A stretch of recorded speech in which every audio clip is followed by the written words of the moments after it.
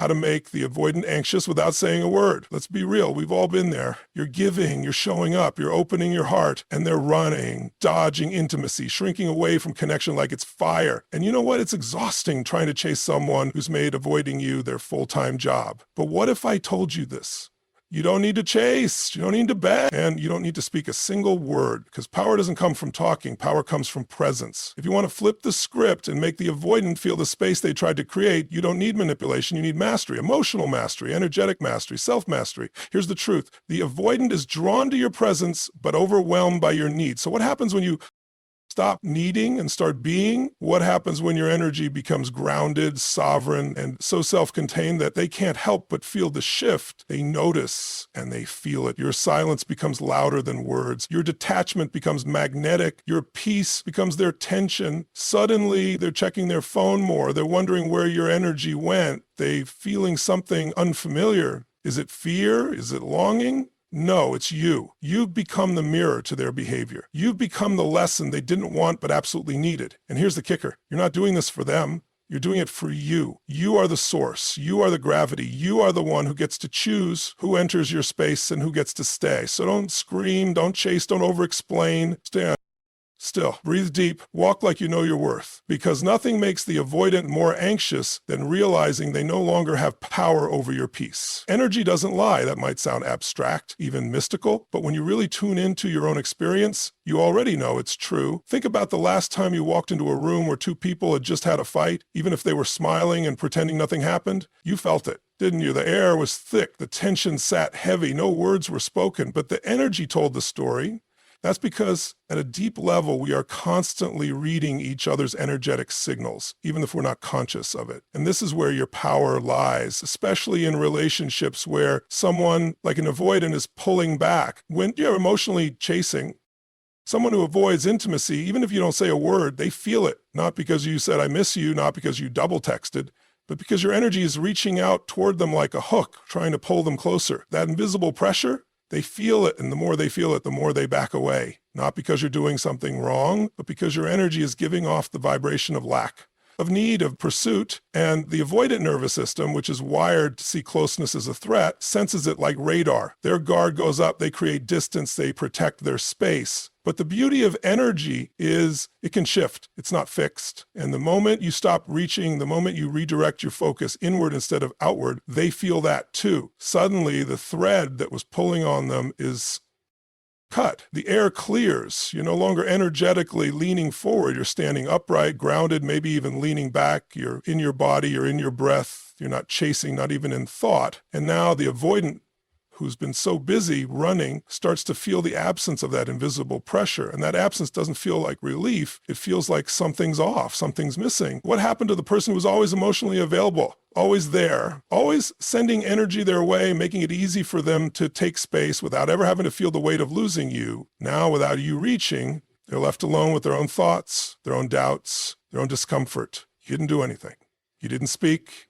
You didn't push. You just shifted your energy, and that's why energy is louder than words, because it bypasses logic and hits straight at the emotional body. It's felt before it's understood. They may not even be able to explain why they're suddenly checking your social media more or feeling uneasy or wondering what changed, but they feel it and it's powerful. What makes this even more effective is when your energetic shift is authentic, not a performance, not pretending to be detached while secretly obsessing, but a real return to self, a true reclaiming of your energy, your time, your emotional bandwidth. When you start to pour into yourself instead of pouring out toward them, you light up in a different way. You vibrate higher. Again, even without a word, they feel that shift because energy communicates intention. Think of two people sitting in silence. One is sitting in resentment, fuming inside. The other is sitting in calm peace. From the outside, they both look quiet, but anyone who walks into the room will feel which energy is present. That's how sensitive we are to the emotional field. So if you're around someone who's avoidant and you want them to feel the shift, it begins with you taking your power back, not by confrontation, but by subtle transformation. You start to show up differently, not with more effort, but with less need, less pull, more presence. That presence, calm, grounded, magnetic, is what speaks louder than any message you can send or any conversation you can initiate. It says, I'm not waiting for you. I'm not needing you. I'm here, whole, and I've got me. That vibration does something to the avoidant mind that throws them off the pattern. They're used to feeling pressure and retreating. Now there's no pressure. Now the silence echoes. And in that echo, they begin to feel something new, a kind of anxiety, a kind of curiosity. Why aren't they reaching out? What changed? That's when the dynamic begins to flip, not because you tried to make them feel anything, but because you stopped trying to control it altogether. You aligned your energy, you stopped giving and started being. And when you hold that energy, not just for a moment, but consistently, they start to feel what you were feeling all along. And all you did was let your energy speak for you. When you stop trying to make someone feel something and start being fully present in yourself, everything changed. You move from trying to control the outcome to simply existing in your truth. There's deep power in that. Most people don't understand presence. They confuse it with passivity or silence. But real presence isn't quiet. It's commanding. It's the unshakable vibe of someone who knows their worth and doesn't need external validation to feel complete. And when you're in that space, you don't have to pressure anyone into showing up. Your energy already does the work. When you're constantly reaching, explaining, over-communicating, or trying to bridge the emotional gap for someone else, especially someone who is avoidant, what you're actually doing is giving away your power. You're signaling on a subconscious level that you don't trust your own value enough to just be, that you feel you have to earn love, remind them to stay, convince them you're worth it. That energy can feel desperate even if you think you're being caring or attentive. And avoidance, they pick up on that immediately. It makes them feel cornered, like they have to escape before they lose their autonomy. But when you shift out of performance and into presence, the game changes completely. You stop trying to change them. You stop trying to create connection where none is flowing naturally. You stop managing the emotional dynamic. And in that stillness, where you're no longer efforting, they feel something far more impactful than pressure, the absence of it. Because pressure pushes people away. Presence, on the other hand, invites them in. It doesn't demand, it doesn't chase, it doesn't force. It simply is, and in that isness, there's power, there's calm, there's confidence. People can't connect with you authentically if your energy is constantly tugging on them. And that tug can show up in so many ways, through constant checking in, emotional reactivity, or over-explaining your intentions. But none of that leads to real intimacy. Real connection comes when you're able to be fully in your body in the moment, trusting that you are enough without needing anything in return. That's what presence looks like. Think about the people you felt most drawn to in your life, not because of what they did or said, but because of how they made you feel. Chances are they had a groundedness to them. They didn't try to convince you of anything. They were just there, fully in their skin, fully in their energy. That's what you remember. That's what lingers. That's the frequency you feel long after the conversation ends. Presence is magnetic because it creates space, and space is where the other person gets to choose you freely.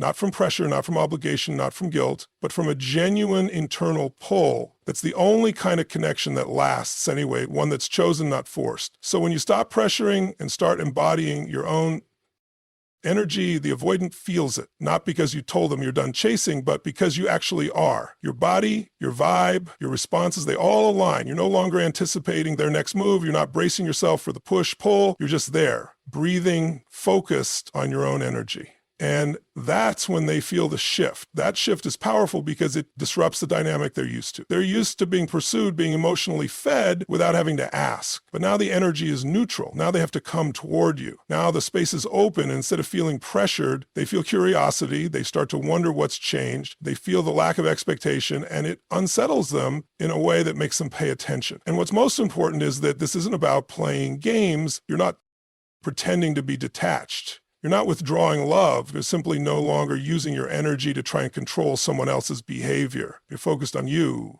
You're in alignment with your value. You're choosing presence over pressure because presence doesn't ask for anything. It offers everything without needing to hold on. And ironically, that's what makes people want to come closer. That's what stirs something real in them. Not the words, not the effort, just the quiet, grounded truth of someone who knows their worth and doesn't need to prove it. Neediness is one of the most magnetic forces in the wrong direction. It may seem like you're showing care or love, but in reality, it sends a message that undermines your own value. When you are emotionally needy, it's not that you don't deserve love or connection, it's that you're giving off a vibration that communicates, I don't have enough within myself. It's a call for validation, but it's wrapped in the wrong energy. It's not confidence, it's insecurity, it's dependence rather than interdependence. The moment that need becomes the center of your energy, people begin to feel it, and those who are emotionally avoidant are particularly sensitive to it.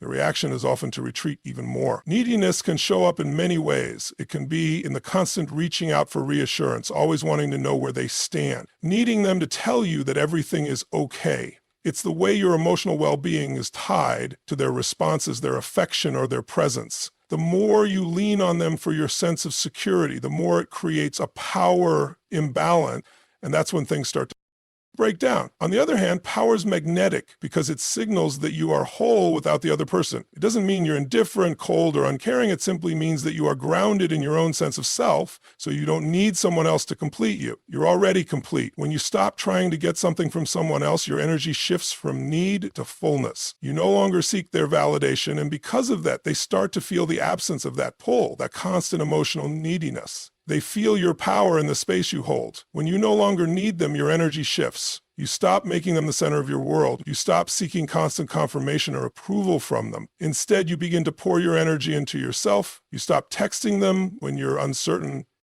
Stop asking for reassurance when you're feeling insecure. You become more self-reliant. That shift doesn't just benefit you. It changes the entire dynamic of the relationship. The avoidant who once felt overwhelmed by your needs suddenly feels the change. They notice that you're not anxiously checking your phone for their message, not emotionally responding to every word they say. They feel less pressure to provide you with constant affirmation. And the strange thing is, this absence of need actually creates space for them to reconsider. The more you release your emotional dependence, the more you become the source of your own validation. It's no longer about whether they choose you, it's about whether you choose yourself. The more you value your own worth, the less you seek validation externally. You realize that you don't need to chase them for love, attention, or approval. The love you give yourself is enough. And when that happens, everything shifts. The avoidant who once felt suffocated by your emotional need now feels a freedom they didn't expect. Their anxiety decreases because they no longer feel the weight of being responsible for your happiness. The less you need them, the more you attract them. But it's not about attraction in the way you think. It's not manipulation. It's simply the way energy works. When you give off the energy of wholeness, people are drawn to that. They are drawn to the person who is centered, who is at peace with themselves. It's a powerful force that doesn't require any action, just a shift in how you show up. This shift also helps you set healthier boundaries. When you no longer need someone to behave in a certain way, you're no longer as affected by their actions. Your emotional state isn't tied to their behavior. You create space for them to make their own decisions, free from the pressure of your neediness. And because of this, your interactions are no longer clouded by the need for approval or attention. They become more authentic based on mutual respect and connection rather than emotional dependence. This transformation in energy has the potential to disrupt old patterns and create a new space for the relationship to grow, but also serves as a vital reminder of something even more important: the power of self-worth. By releasing the need for external validation, you step into your own power, and that power is magnetic because it is not dependent on anyone else. You stop seeking others to give you what you should already be giving yourself: recognition, love, value. When you stop seeking, you make space for people to choose you freely based on who you are, not based on how much you need them to choose you. The energy shift from need to power isn't something that's achieved overnight. It's a journey of self-discovery, healing, and growth. It's the process of realizing that you are worthy of love, not because of anything you can prove, but because you exist. The more you live from that place of knowing, the less you will ever need from anyone. The more you embody that energy, the more people will want to be around you, drawn to the strength and wholeness that you emanate. This is the power of self-sufficiency, the ability to stand in your own energy without relying on someone else's approval to feel complete. This is what makes you magnetic, not neediness, not desperation, but the quiet, confident certainty that you are whole just as you are. Silence can be a powerful force, even more so than any word or action you might take. Often people feel the need to speak, explain, or justify themselves when they're in uncertain emotional spaces. But there's a deeper strength in holding your silence, especially in situations where you feel the urge to react. This kind of silence isn't about withdrawing or shutting down. It's about choosing not to engage in ways that feed into emotional turbulence. Instead, it's a conscious decision to let your presence do the talking. When it comes to relationships, particularly with someone who is avoidant, silence can become an undeniable statement. Avoidants are often triggered by emotional pressure, whether it's verbal, physical, or energetic. They sense the subtle attempts to control or sway their feelings, even if no words are spoken. And when you stop chasing, stop explaining yourself, stop trying to talk things through, you release the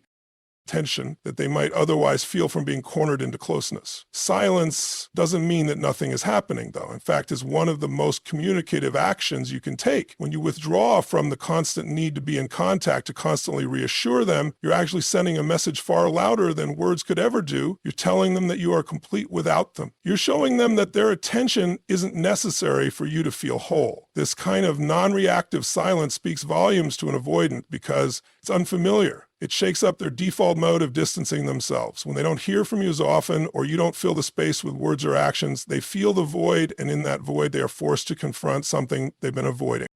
Their own feelings, their own uncertainty about the relationship. For many avoidants, their strategy is to maintain distance, to keep from being overwhelmed. They get anxious when they feel their boundaries being pushed, and any hint of emotional need often triggers that flight response. But silence creates a different dynamic. It's not a game. It's not manipulation. It's just a return to self-respect and emotional autonomy. It's a decision to stop reacting from a place of anxiety or urgency and instead to simply exist without needing to fill the silence. And that's when the avoidant starts to question what's changed. What silence does is make them examine their own behavior. When you're constantly emotionally available, they might take your attention for granted. They might feel like they can come and go as they please, knowing you'll always be there. But silence interrupts that pattern. It interrupts the cycle of emotional push-pull. It forces them to feel the discomfort of not being able to control the flow of the relationship. And that discomfort isn't something they're used to, especially if they've been accustomed to the constant validation and reassurance you gave. Now they have to sit with their own emotions. They have to acknowledge the space you've created. In that moment, they might realize they miss you, or they might realize something about their own fears or reluctance to engage. Ultimately, silence creates room for them to choose. It removes the pressure, the sense of urgency. It doesn't demand action or response. It simply lets things unfold naturally. And that's where real connection begins, not from the constant verbal engagement or effort, but from the quiet strength of allowing things to breathe. The beauty of silence is that it allows the other person to come to their own conclusions, free from manipulation or influence. It creates space for them to examine their feelings and choose from a place of clarity, not desperation. This is the power that comes from holding your peace. It's the power to let your energy speak for you without the need for words. When you stop chasing someone, you create a shift in the entire dynamic of the relationship. The moment you stop seeking validation from someone else, especially an avoidant person, something subtle but powerful begins to happen. The avoidant, who is often used to retreating or withdrawing from emotional intensity, suddenly feels the absence of your emotional pursuit. And in that absence, they feel something new: curiosity, discomfort, or even anxiety. It's not that you've done anything overtly dramatic. It's not that you've suddenly changed your behavior to manipulate them. Instead, is that you've created space, and that space forces them to confront something they've been avoiding, their own feelings. You see, the avoidant's default reaction to emotional pressure is to pull away. They find comfort in keeping their distance, often because they associate closeness with vulnerability or loss of control. When someone is constantly chasing them or reaching out, it feeds their desire to maintain emotional space. The more you give, the more they pull back. It's a predictable cycle, but one that changes when you stop feeding into it. Now, when you stop chasing, something different happens. The avoidant feels that absence. They feel the shift in energy, the sudden lack of emotional push. And what do? They may start checking in more, or they might begin wondering what happened. They begin to feel the void you've left and start questioning it. It's not that they suddenly crave your attention. It's more that they are conditioned to seek emotional validation and reassurance. And when you stop providing it, it stirs something unfamiliar in them. It disrupts their normal patterns, and now they're the ones with questions, unease, and perhaps even a sense of longing. This shift is incredibly powerful because it creates an emotional dissonance for the avoidant. They no longer know how to respond to you in the same way. They can't retreat to their old ways of pulling away because you're no longer giving them the emotional fuel they once relied on. They start to question their own emotional state. Why aren't they reaching out anymore? What's different? What does this mean about us? And in that questioning, they feel the anxiety of not knowing where they stand. For the first time in the dynamic, they are no longer in control. The emotional space has shifted, and it forces them to consider their own actions and feelings. It's important to recognize that this shift doesn't mean you've manipulated them or even played a game.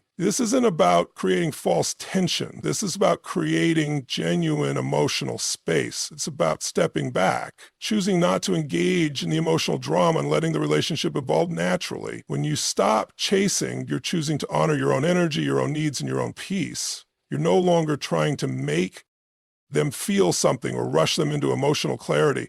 You're simply letting things be, and in that quietness, the dynamic begins to unravel and reveal itself. By creating this space, you give the avoidant room to reflect, to sit with their feelings, and to make decisions from a place of clarity, not pressure. They are no longer reacting to your emotional energy. They are now confronting their own, and that's the real breakthrough. Because in the end, it's not about getting them to chase you or do anything differently. It's about releasing the emotional charge, shifting the energy, and allowing them to engage with you on their own terms without feeling cornered or overwhelmed. So when you stop chasing, you don't just change the dynamics of the relationship, you change the way both of you interact with each other. You move away from a space of emotional chasing to one of emotional freedom. And that's when real connection can begin to form, based not on need or control, but on mutual respect and understanding. When you stop chasing someone, you create the opportunity for a more authentic connection to form. The truth is, when you're constantly seeking someone's attention or validation, the dynamic becomes skewed. It's no longer about mutual attraction or connection. It becomes about emotional dependence. You may think that your efforts to chase after them will bring them closer, but in reality, you're creating an emotional imbalance. The more you chase, the more you give off a signal of neediness, and that neediness becomes the very thing that pushes them away, especially if they're avoidant. Avoidants are particularly sensitive to emotional pressure. When they feel like they are being pursued, they often perceive it as an infringement on their autonomy. The more someone reaches out, the more they feel cornered, and they retreat further into themselves. But when you stop chasing, you take that pressure away, the space between you and the other person widens, and in that space something profound happens. They begin to feel the absence of your pursuit. The moment you stop chasing, they no longer have to worry about meeting your emotional expectations. They don't feel the need to pull away to preserve their own space. And in that absence of pressure, they may begin to reflect on the relationship differently. It's a natural human response. When something is taken away, you begin to notice it more. If they've become accustomed to your attention, your emotional availability, your chasing behavior, suddenly not receiving that can trigger a feeling of loss or even curiosity. They might begin to wonder, why aren't they chasing me anymore? What's changed? That is when their feelings previously buried under the layers of avoidance start to surface. This shift in energy doesn't happen overnight, but it is powerful when it does. The more you stop chasing, the more your emotional independence becomes apparent. You no longer need their validation or attention to feel secure. Instead, you cultivate your own sense of self-worth and emotional balance. This is not about playing a game or manipulating the other person. It's about reclaiming your own energy and learning to stand in your own truth. When you're no longer giving away your emotional power to chase someone else, you start to feel more grounded and authentic in your own experience. The key here is that by stopping the chase, you actually stop running after validation and start focusing on your own needs and desires. This subtle shift in focus causes you to become more self-sufficient emotionally. You begin to realize that your value isn't tied to their responses, their love, or their attention. You become more whole within yourself, and the self-sufficiency is magnetic. People are drawn to individuals who are secure in their own worth because it feels like stability. For the avoidant, this energy shift can be disorienting at first. They are used to you chasing them, and now that you've stopped, they may feel a sense of unease, but they also feel an underlying pull toward you. This tension is the space where change occurs. The avoidant, who might have been running from emotional intimacy, now has to face their own feelings. In that moment, they start to recognize their own fears or desires, and the dynamic between you two begins to shift in a way that feels more balanced. Stopping the chase doesn't just change the way they interact with you, it changes how you interact with yourself. It's a journey of self-discovery where you stop relying on external sources to validate your worth. And in doing so, you start to attract people who appreciate you for who you truly are, not for the emotional energy you expend to keep them around. This is the real power of stepping back. It's not about withdrawing affection or love. It's about giving space to both yourself and the other person to grow in a way that doesn't require emotional chasing. When you stop chasing, you create the space for real connection to emerge. In the end, the key to making an avoidant anxious without saying a word is not about manipulation or strategy. It's about changing the energy you bring into the dynamic. It's about choosing presence over pressure, power over neediness, and silence over pursuit. By shifting your own energy, focusing on your own value, and creating space for both you and the other person to grow, you disrupt the Familiar patterns of emotional push and pull. You stop chasing, stop validating your worth through someone else's approval, and in doing so, you create an environment where true connection can form. When you stop trying to control the other person's emotions, you allow them to confront their own feelings and desires, and in that moment of vulnerability, they are faced with a new choice, a choice to engage authentically, free from pressure. And the beauty of this is that over time, this shift can lead to a deeper connection, one built on mutual respect and understanding rather than emotional dependence or manipulation. Thank you for your time and attention today. I appreciate you being here, and I hope this message has sparked some new insights and reflections in your life. Remember that true connection starts with understanding and honoring your own energy. Keep that at the forefront of everything you do, and you'll be amazed at the shifts that unfold. Goodbye for now, and take care.